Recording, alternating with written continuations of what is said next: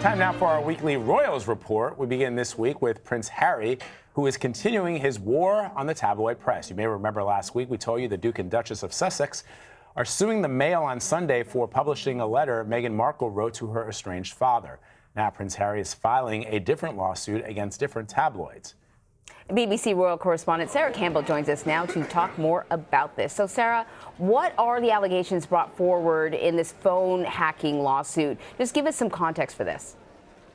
Well, indeed. I mean, as you say, we just heard about the Duchess of Sussex, Meghan, starting her lawsuit against the Mail on Sunday, and now this one. So this is Prince Harry, and he's taking a lawsuit against the publishers of two current British newspapers. That's The Sun and the Daily Mirror, and these are over alleged phone hacking. So exact details as to the allegations haven't been made public yet, but they are understood to be referring to the illegal interception of voicemail messages, and most likely relate to phone calls, messages left in the early 2000s, so quite a long time ago now. Now, the phone hacking scandal, as it's known here in the UK, has already led to these two publishers having to pay out millions of pounds over the years to various public figures who had their phones hacked. It led to a very well-known newspaper called the News of the World, a Sunday newspaper, going under.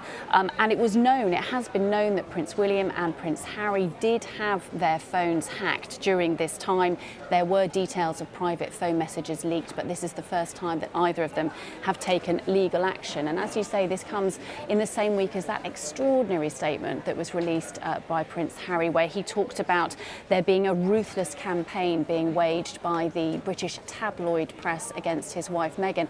And as you say, this latest lawsuit escalates what's being referred to as a war between the Sussexes and parts of the British media. So now to a very different subject. Prince Harry, Meghan Markle, Prince William, and Kate Middleton are all now taking part in a promotional video for a mental health website. They've been showing up as a group less frequently. Is that right?